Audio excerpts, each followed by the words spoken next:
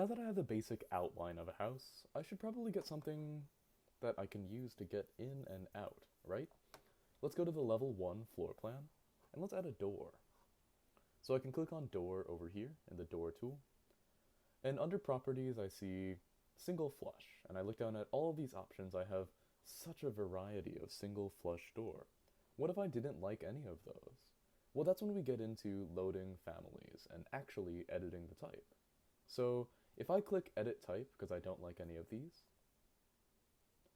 now it brings me to this window. So under family, it's under single flush. The only family I have in my project right now is single flush doors. If I want another one, I have to load it in.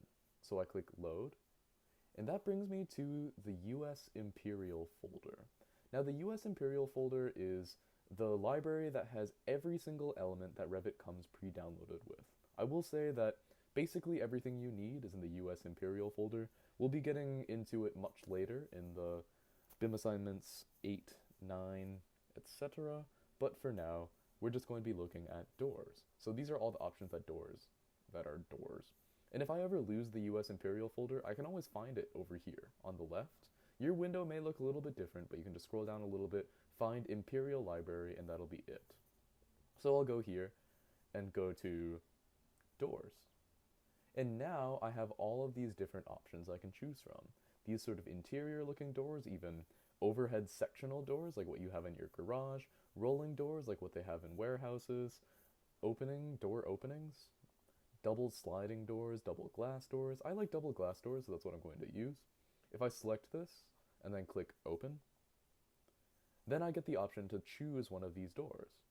So I can just pick a 7-foot wide door, a 6x7 door, hit OK. Now that's loaded into my project alongside the other one. So if I click OK, now I have access to this particular door double glass as well as all the other things. So I can always load in whatever else I want, kind of like a palette when you're drawing. Then I can just draw these on the floor plan, just placing them in different parts of the wall. They'll purposely snap to convenient areas for you. This one's not. This one, okay, there we go. And that's how you place doors. So if I go to my 3D view, I can now see how these doors are being placed. So that is editing the type, loading the family. If I wanted to make a custom door, let's say 84 inches just isn't wide enough for what I want to do. Well, I'll do something called creating a new one. So I'm going to take this door, I'm going to duplicate it, and I'm going to call it 72 by, let's say 90.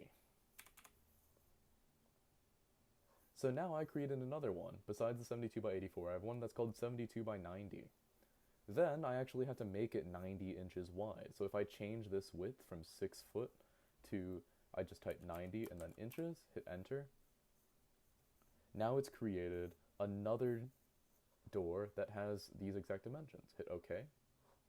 And now notice I have a new one that I just made. So always duplicate it and rename it just so that it doesn't get mixed up with the actual ones in US Imperial, but duplicating it, renaming it, you can now make whatever you want. So back to level 1, if I wanted to place my new wider door, I can just place it the same way. And that's all you need to do.